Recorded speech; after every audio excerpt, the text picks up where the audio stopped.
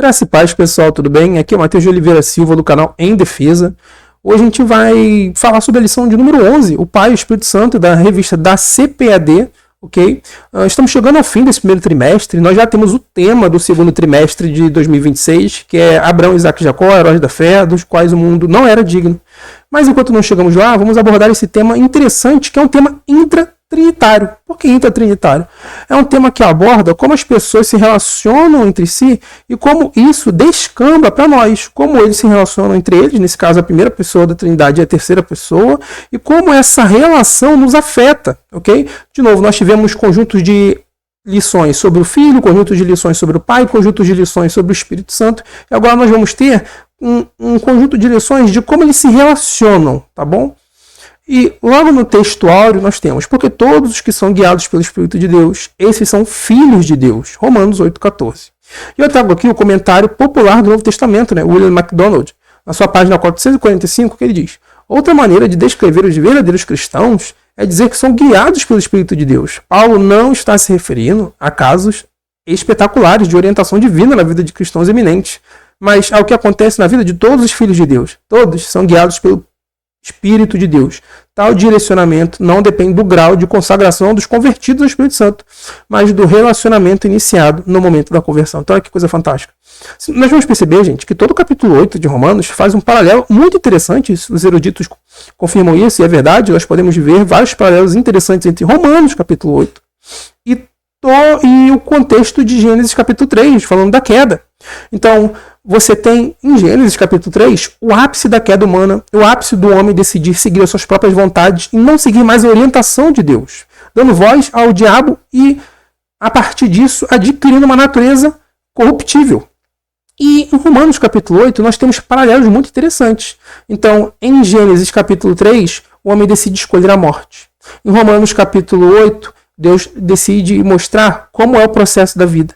Em Gênesis capítulo 3, Deus mostra que o homem ele decide sair do paraíso. Em Romanos capítulo 8, Deus mostra que através do sacrifício de Jesus Cristo, e ao respondermos esse chamado, podemos entrar no paraíso novamente. Então, vamos ver vários paralelos fantásticos entre esses dois livros. Muitos eruditos também vão dizer que Romanos capítulo 8, esse capítulo é um dos capítulos mais importantes de toda a Bíblia. Muitas pessoas dizem que Romanos é o livro mais importante de toda a Bíblia, né? Claro que a Bíblia não possui graus esses graus de importância que nós damos. Todo o texto que está ali é para um propósito, é para que nós possamos aprender algo. Até com os exemplos ruins nós vamos aprender algo. Nós aprendemos algo de bom através daquilo que também é ruim. Então, se nós temos exemplos de pessoas ruins na Bíblia, isso mostra justamente que é o contrário do que nós devemos fazer. Então, se alguém faz algo ruim, isso mostra que nós devemos fazer algo bom. Mas percebam que paralelos interessantes nós temos também entre Romanos 8 e Gênesis 3, pessoal. Um fala sobre a queda, o outro fala sobre como é possível para que o homem se reerga novamente e quais são as pessoas envolvidas nisso, tá? Então, eu na minha última lição coloquei terminologias importantes, e nessa lição eu também quero colocar algumas. Uma delas é a palavra imputação e a segunda é depravação total, pessoal. A revista ela tem o pressuposto de que você saiba levemente essas definições. Então, primeira definição, imputação. A palavra imputar significa pensar, considerar, reconhecer ou acreditar algo a alguém que vem de outro. A linguagem vem do mundo dos negócios, onde são mantidos registros que indicam créditos e débitos na conta de uma pessoa.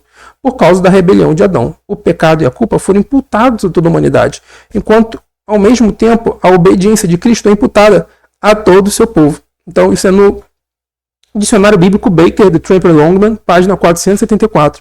Então, olha que interessante.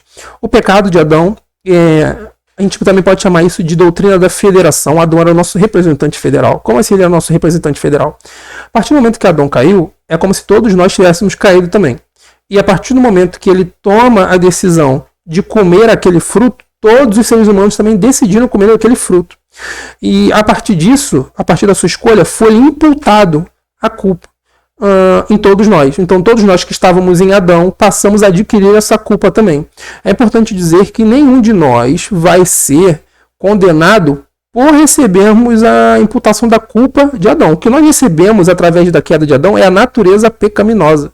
Mas a realidade é que todos nós vamos pagar pelos nossos próprios pecados, ok? Então, nós vamos ser julgados pelos nossos pecados, não pela culpa que foi herdada de Adão. O que veio de Adão para nós essa natureza corruptível, é esse algo que nos dá uma inclinação, tá? No sentido de sempre iremos escolher o mal e não conseguimos fazer algo bom no sentido de agradar a Deus. O ser humano faz coisas boas, mas no sentido de agradar a Deus, o homem sempre vai ser alguém que fere a lei divina. Então a palavra imputação, segundo o dicionário bíblico Baker, é isso. Nada mais é do que passar algo para alguém, ok? Então é passar algo específico para uma pessoa. Isso é imputação. E nós temos o segundo termo, que é a depravação total. O ser humano, ao desobedecer ao Criador, caiu de sua primeira condição, santa e íntegra, para uma condição degenerada e depravada. Nessa atual condição, não existe no ser humano capacidade volitiva para querer fazer o bem, entendendo que esse fazer o bem é desejar agradar a Deus e buscá-lo. Então nós temos essa definição no Arminianismo Puro e Simples, do pastor Jamierson Oliveira, na página 41, tá? Onde ele apresenta os facts, né? Os pontos do arminianismo, então os pontos em ordem lá, chamado facts, onde cada ponto implica em algo relacionado à salvação. E acerca da depravação total, ele traz essa definição, que é uma definição comum, uma definição que muitos eruditos trazem, uma definição que eu concordo, tá bom? E, gente, logo no primeiro tópico, nós temos o Espírito e as dádivas do Pai, da escravidão à filiação. E aqui eu pego justamente uma definição interessante, que é a da teologia sistemática do N. Gruden. É aquela versão mais antiga, sem ser essa estendida, da página 407, que diz o seguinte: quando Adão pecou, Deus considerou todos os futuros descendentes de Adão como pecadores, embora ainda não existíssemos. Deus, prescrutando o futuro e sabemos que iríamos existir, passou a nos considerar culpados como Adão. Essa ideia também é compatível com a afirmação de Paulo de que Cristo morreu por nós, sendo nós ainda pecadores. Romanos 5,8. É claro que muitos nem sequer existiam quando Cristo morreu, mas Deus, assim mesmo, nos considerou pecadores necessitados de salvação. Tá? Então, olha que interessante. À primeira vista, nós podemos falar: pô, mas que culpa eu tenho se Adão caiu? Como é que eu estava? Como é que Adão era meu representante federal? É claro que muitas das respostas elas não são suficientes. O próprio N. Gruden, ele vai dizer que uma das possibilidades de tentar entender mais racionalmente essa questão é dizer que se nós estivéssemos no lugar de Adão, todos nós escolheríamos o fruto. Tá? Então, essa é uma possibilidade que o N. Gruden traz na sua teologia sistemática, quando ele vai abordar um pouquinho mais acerca do pecado original, acerca de Adão, ali na página 400 em diante. Tá? E ele fala que ele não gosta muito dessa possibilidade, tá? Mas ele diz que é uma delas. E a outra que ele vai dizer que ele concorda melhor é que, ainda que nós consideramos injusto isso, nós também deveríamos considerar injusto o que Jesus fez por nós. Porque Jesus, ao morrer por nós, sendo ainda pecadores, nos ofereceu uma chance. Então, se eu não tenho culpa pelo pecado, pela queda de Adão, eu não quero que ele seja meu representante, eu tenho que aplicar essa mesma lógica a Jesus Cristo. Porque ele também, sem que eu nem pedisse, sem que eu nem exclamasse por isso, sacrificou por todos nós. Então, se a lógica é aplicada a Adão, também tem que ser aplicada a Jesus Cristo.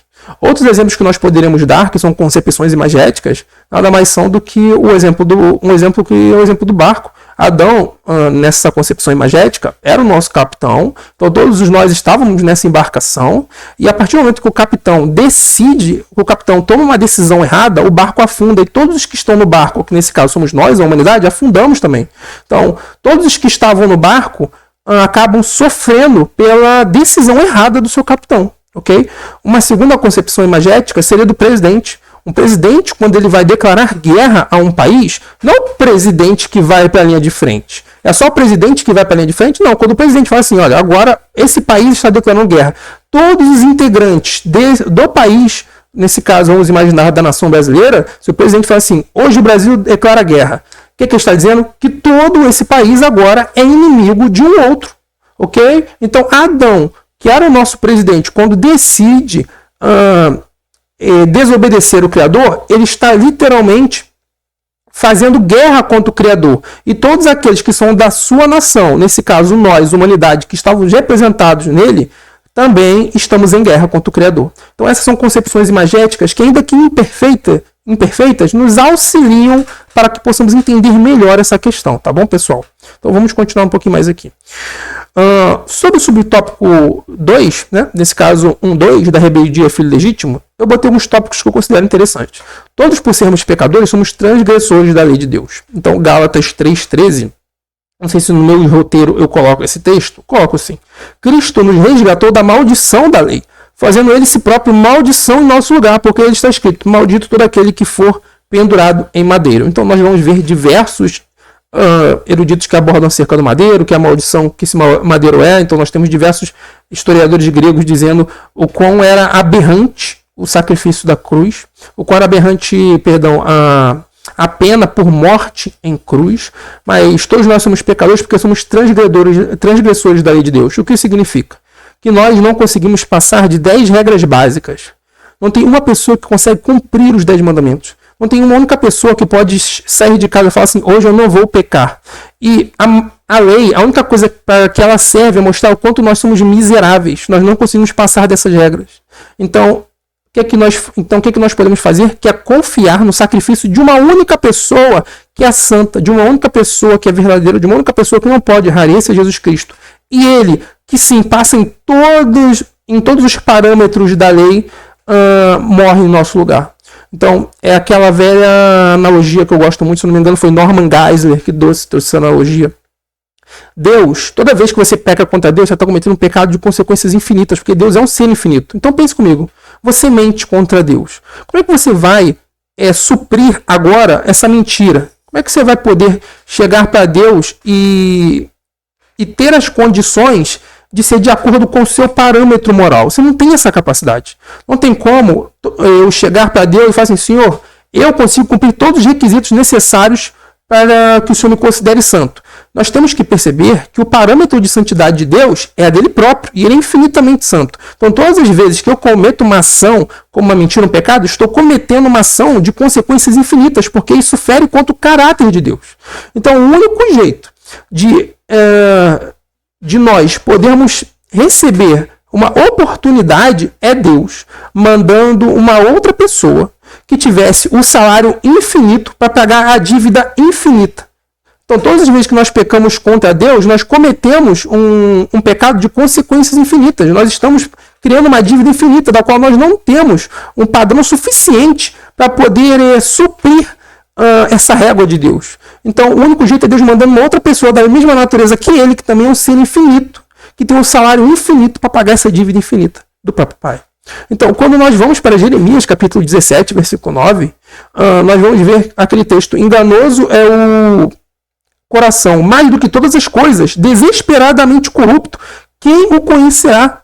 Então, olha que interessante, a palavra corrupto, em hebraico ali, anos, que significa incurável, desastroso, miserável, de qualidade ou condição muito pobre, talvez incitando pena. Tá? Então, isso mostra que o homem ele possui um viés, e esse viés é para o mal. Então, o homem ele tem uma doença incurável no seu coração, que é essa natureza pecaminosa que sempre o inclina para fazer aquilo que é contrário a Deus.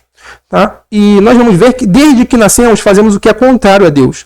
É muito comum hoje no meio pentecostal, infelizmente, algumas pessoas acabarem dizendo que criança ela não vem com natureza pecaminosa, que ela só passa a ter natureza pecaminosa quando ela adquire uma idade da razão. Isso, infelizmente, é antibíblico por diversos motivos, como Salmo 51:5 e Salmo 58:3. Em Salmo 51, versículo 5, nós temos o Davi falando que ele é pecador desde que nasceu, e alguns vão falando que ele está falando que a concepção é pecaminosa, mas se nós pegarmos todo o capítulo, nós vamos ver que ele está tratando acerca dos seus próprios pecados, e a própria Bíblia NVI coloca uma tradução que eu considero muito mais eficiente, de que eu não vou lembrar ipsis literis de como ele coloca, mas digamos que a tradução NVI coloca de que ele é pecador desde que nasceu. Porque nas versões comuns que nós temos, dá uma falsa interpretação de que talvez a concepção da mãe dele acerca dele foi pecaminosa. Mas a própria Bíblia NVI corrige, colocando logo o viés correto nesse texto, de que ele está dizendo que desde que ele nasceu ele é pecador, porque esse é o contexto de todo o Salmo 51.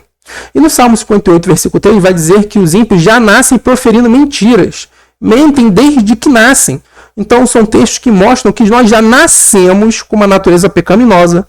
E quando nós adquirimos a idade da razão, a única coisa que acontece é que nós percebemos que o que nós fazemos é errado. Mas o fato de que nós passamos a perceber que é errado não muda o fato de que aquilo que fizemos, quando não tínhamos a condição necessária, racional para entender, não muda que isso também era errado. Ou seja, o fato de só depois eu entender que aquilo que eu fiz era errado, não muda o fato de que aquilo era pecado. É muito simples. Você não precisa ensinar uma criança a mentir. Você já vê que na primeira oportunidade que ela tiver de mentir, ela vai mentir. Mentir é pecado? Sim. Logo, a criança consegue pecar, mesmo que ela não tenha a capacidade racional de entender a seriedade dos seus atos. Tá? Mas é importante deixar muito registrado isso daqui. O Espírito de Deus, o Espírito e as dádivas do Pai. De novo, no tópico 1, agora subtópico 1.3. Das trevas à plenitude do Espírito. Acerca de Éfesos 5, 8, o comentário popular do Novo Testamento diz: outrora Efésios eram trevas, porém agora são luz no Senhor. Paulo não diz que estavam nas trevas, mas que eles mesmos eram a personificação das trevas, agora unidos a Cristo, são luz. Ele é a luz e eles estão nele, portanto agora são luz no Senhor. Sua condição espiritual deve condizer com sua posição, deve andar como filhos da luz. Olha que interessante, pessoal. Os Efésios eram trevas, não diz que eles estavam nas trevas, mas eles eram trevas, mas agora eles são luz. Olha como é que é bonita a linguagem bíblica para mostrar como nós passamos de um senhorio para outro senhorio. A partir do momento que nós reconhecemos o senhorio de Cristo, nós deixamos de fazer aquilo que era do mundo e agora somos luz. E a única possibilidade que a luz tem é iluminar, pessoal. É muito bonito esse texto. O Espírito nos guia na vontade do Pai. E aqui, antes de abordar sobre nos guiar, vontade, o Pai, eu queria fazer uma diferenciação que às vezes as pessoas acabam tratando de forma errada em muitos contextos, que é a questão da carne e corpo. Muitas pessoas acham que carne e corpo na Bíblia está falando da mesma coisa, embora em alguns textos esses termos possam ser intercambiáveis. Mas é importante notar que na grande maioria dos textos, carne e corpo possuem definições diferentes. Carne e corpo não é a mesma coisa. Então é muito comum você ver pessoas falando assim: nós temos que bater nesse corpo que nos leva ao mal, sendo que na verdade ele deveria estar se referindo à carne. Por quê? E aqui eu coloco, antes de vermos como somos guiados, ali tem um erro ali, pessoal, perdão, é importante diferenciar corpo de carne. Do ponto de vista bíblico, não são a mesma coisa. Corpo do grego, soma, significa a parte física visível, enquanto carne do grego, sarx, significa a natureza pecaminosa. Em Romanos 8,14, temos que a prova da filiação é uma vida conduzida pelo Espírito, pois, enquanto pecadores, somos conduzidos pela nossa natureza pecaminosa. Então, embora alguns outros livros, nós temos o termo sarx sendo aplicado a corpo também, tá? Também é importante que nem sempre vão ser termos intercambiáveis. Em muitas das vezes, os textos, os livros, principalmente em Romanos e Epístolas Paulinas, fazem uma diferenciação entre carne, que é a natureza pecaminosa, a nossa volição para fazer o mal, e corpo, que é a nossa parte física. Então é importante ter esse cuidado e analisar o texto dentro do seu contexto para ver, será que o autor está falando de carne no sentido de corpo ou ele está falando no sentido de natureza pecaminosa, tá bom? E nós vamos ver também que nesse subtópico fala sobre mortificar a nossa carne, que de acordo com o Strong, e a própria revista traz a definição, vem do grego thanato, que é colocar a morte. E como metáfora significa fazer morrer, destruir, tornar extinto. Então, em Gálatas 5,17, nós temos a informação que a carne luta contra o espírito. Logo, para mortificar a carne, necessitamos daquele que pode vencer a carne, o próprio Espírito Santo. Tá, pessoal? Então, aqui outras informações muito interessantes. E logo aqui no tópico 3, eu coloco: Trindade nos conduz à herança eterna. E aqui eu coloco como os três são responsáveis pela nossa filiação, por essa herança, pessoal. Que é algo maravilhoso. E, de novo, eu sempre bato nessa tecla. A nossa dificuldade enquanto professores, enquanto mestres, é tentar mostrar para o aluno como ele vivencia a Trindade na prática. E a Bíblia está recheada de exemplos, e esse é só mais um deles. Então, o Pai é o responsável pela herança. Romanos 8,17. Ora, se somos filhos, somos também herdeiros de Deus e co-herdeiros com Cristo. E se com ele sofremos, também com ele seremos glorificados. E esse mesmo versículo também mostra Jesus Cristo como aquele que garante a herança. Que aborda sobre ele assim, olha, e co-herdeiros com Cristo. Se com ele sofremos, também com ele seremos glorificados. E o Espírito Santo conduzindo a herança lá em Efésios, capítulo 1, do versículo 13 ao 14. Romanos, capítulo 8, também aborda sobre o Espírito Santo conduzindo a herança, mas eu quis pegar outro texto fora do capítulo para a gente entender. Que diz: em quem também vós, depois que ouvistes a palavra da verdade, o evangelho da vossa salvação, tendo nele também crido, foste selado com o Santo Espírito da promessa, o qual é o penhor da nossa herança, até o resgate da sua propriedade em louvor à sua glória. Então, aqui nós temos duas imagens que o apóstolo Paulo utiliza para abordar acerca do Espírito Santo, enquanto aquele que é o nosso penhor, aquele que é o nosso selo, pessoal. E o que é selo aqui? O selo nada mais é, do grego espragizo, que no mundo antigo era usado como marca de propriedade. Ou seja, você autenticava, indicando autoridade sobre aquilo, garantia proteção. Então, reis e autoridades selavam as coisas, indicando que ali agora tinha valor, que agora estava garantindo aquele algo. Então, percebam que há uma imagem muito poderosa do apóstolo Paulo ao tratar sobre essas coisas. E penhor, o que era penhor, pessoal? A palavra penhor, que é arabon em grego, era utilizado no comércio antigo e significa entrada, garantia de pagamento. Então era semelhante a um sinal de compra ou adiantamento que garante que o restante será pago. Então, quando nós temos o penhor do Espírito Santo, o Espírito Santo está garantindo a nossa herança eterna. Ele está garantindo o seguinte: olha, esse é o penhor, você já está vivendo a vida eterna. Então é aquilo que a gente diz na teologia do sim e ainda não. Sim, você já vive a vida eterna, não porque você só vai viver ela totalmente em novos céus e nova terra, mas o Espírito Santo já garante. Ele já deu a entrada no seu pagamento. Então olha como é linda a concepção bíblica acerca da herança, acerca da nossa filiação. Em diversos textos nós temos esses exemplos que conduzem a gente a tentar entender melhor como funciona a relação das três pessoas na nossa vida. E a praxis cristã, a praxis da Trindade, é algo que nós precisamos buscar entender. Como é que eu vivo a Trindade? Porque esse é um termo que muitas das vezes nos afasta pela sua complexidade. Realmente é uma doutrina complexa. Mas o modo como ela é aplicada no nosso cotidiano é mais simples do que nós podemos imaginar. Desde o nosso acordar até a gente lavar a louça, o fato de nós podermos respirar é sim uma boa vontade dessas três pessoas que nos acompanham nessa jornada. E aqui está a bibliografia, né? Acho que está faltando, mas a bibliografia das obras que eu coloco dentro dos meus slides. Mas, pessoal, gostei muito de agradecer, tá bom? Vou pedir para que vocês curtam e se inscrevam no meu canal. Vai sair mais vídeos técnicos de resposta a ateus, a católicos. Se vocês tiverem sugestão, coloquem também nos comentários acerca de algo que não agradou vocês na aula ou acerca de algo que vocês gostariam de ver mais, tá? Eu leio realmente os comentários e eu agradeço por cada um que assiste, que compartilha. Peço para que continuem apoiando esse meu trabalho, tá bom? Eu agradeço, então, que cada professor venha ter uma excelente aula, que cada aluno venha conseguir também ter uma aula muito boa. E graça e paz a todos, pessoal.